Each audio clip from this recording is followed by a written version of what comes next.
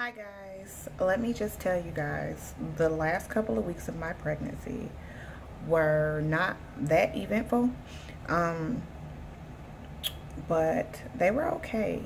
So yeah, the two eventful things that happened were I had bad food and had to go to the ER, and I also fell.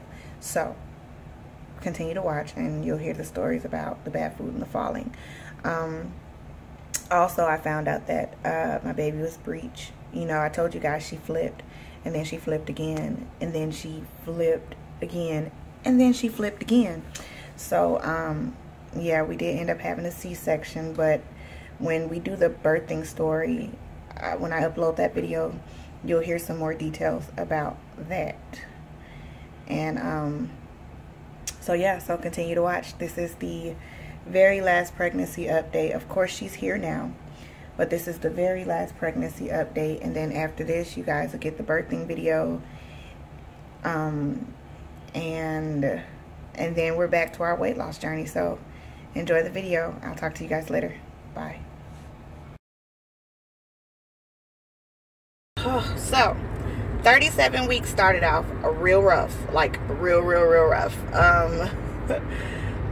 Me and my husband, I decided to treat my husband to dinner because when I worked at Sprint in another part of town, I fell in love with this little Thai place called Mimi's. And it was like, I love them. They are really good. I don't eat stuff spicy, so I always get my stuff. And even without no spice, it was the one rice I had ever tasted. Oops, it got dark. Sorry, guys.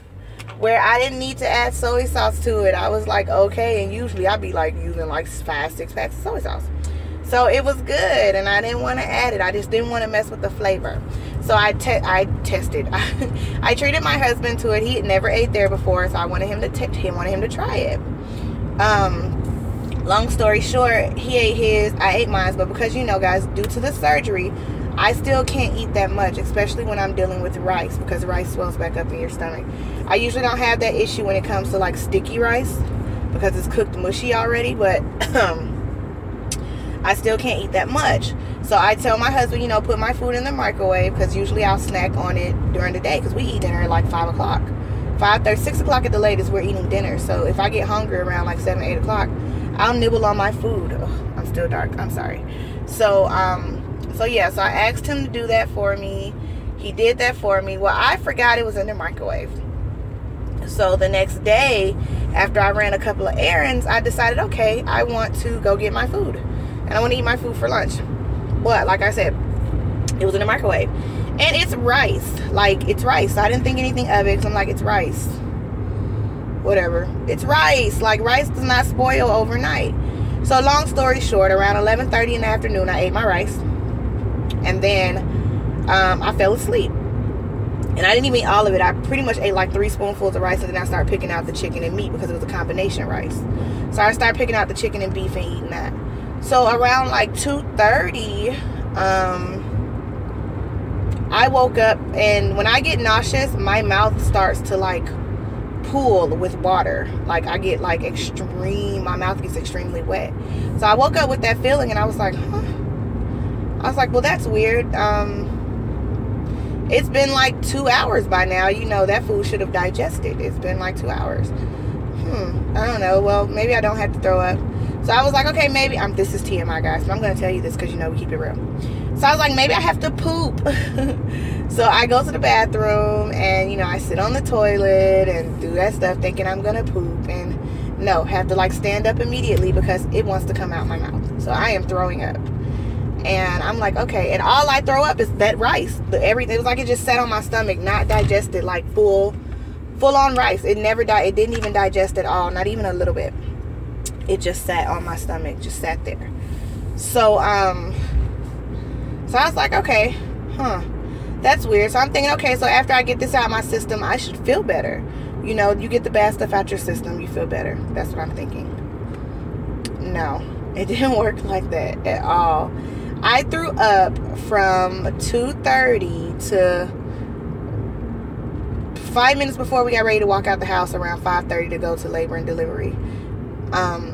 I threw up from 2:30 to 5:30. I tried to drink water. Water came right back up. My husband left work early, brought home Gatorade. Gatorade came right back up. Like, nothing would stay down at all for me.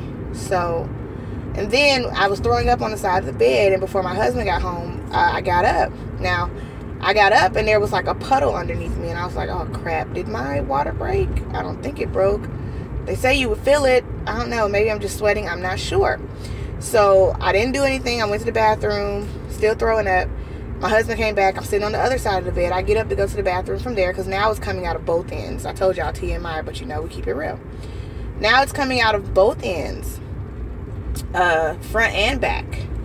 So I asked my husband, I said, look on the bed, babe, is it wet right there? And he goes, yeah, it is a little bit. It's just a tiny bit. And I'm like, okay, well, this is how y'all know my husband loves me. I'm like, babe, can you smell it? And he smells it, and he's like, I'm like, do it smell like pee? He's like, I can't really describe the smell, I'm not sure. So I'm like, okay, well, we need to go ahead and you need to call labor and delivery and explain to them the situation. You know, my wife's 37 weeks pregnant. We think she ate some bad food. She's been throwing up since 2:30, and we think she may have busted, her water may have broke. So he does that. They tell me to come in so that I can be triaged or whatever, and I get there, and they triage me, and they give me Phenergan. Pause for the cause. Phenergan better not ever make its way to the street, because it would outdo every drug out there. I was so freaking high. Oh my gosh. Anyways, and I find out that my uterus is extremely irritated, and I am contracting back to back. Now, mind you guys, I didn't feel the contractions. My stomach was upset. So the cramps that I was feeling in my stomach, I contributed to the fact that the stomach ache, the pains you get in your stomach when you're throwing up, violently throwing up for hours. But apparently I was contracting back to back. Once they gave me the Phenergan, and the Phenergan hit my system, it did also slow the contractions down to the point where when we got ready to leave, I was contracting none anymore. I was just high as hell, but I wasn't contracting anymore. And they gave me IV fluids, of course, for throwing up for all those hours. I was also now severely dehydrated, which also didn't help with baby. So they checked baby. She was good to go. Everything was good. I was on fluids, so I had to stay there, and I think we did 3 bags of fluids. And what else did we do? Yeah, I think we did 3 bags of fluid and the Phenergan, and the doctor came in, checked me, everything looked good. They did an ultrasound of baby, and everything looked great. So they let me go home, and I learned my lesson. Never leave your food in the microwave. Just put it in the fridge. And the doctor told me Chinese food is one of those things that you need to put in the fridge and not leave in the microwave, because it will expire or go bad like overnight. So yeah, I didn't eat anything left over the rest of my pregnancy. I was so nervous, I didn't even care. But yeah, so lesson learned. Next pregnancy, definitely, you know, just gonna put everything in the fridge, or just not eat leftovers, period. But so yeah, that was that. So stay tuned, and I will tell you guys what happened when I was 38 weeks in the fall. So I did fall. I think I was, babe, how many weeks were we? 38 weeks when I fell? When I fell? Yeah, 38. I was 38 weeks. And my dog, you guys just saw my dog. My dog is like my dog has PTSD. I'm just gonna put it like that. I rescued her from some really bad people, and they used to do stuff like just toss her outside and put a bark collar or a shock collar on her so she couldn't bark, and they left her outside if it rained and whatever like that. So because of that, she does not like to be outside by herself. So just needed to tell you that background. So now back to the fall. So it was dark outside, and she was crying at the door to get out, and my husband was going to get up, and I was like, I'm closer, don't worry about it. So I get up to let her out, and sometimes you have to like force her to go outside because she'll want you to go with her. So I go to push her to go outside, and as I'm getting ready to close the door, something falls or jumps, because it didn't fall, they jumped. It jumped on me. And out the corner of my eye, I couldn't tell what it was.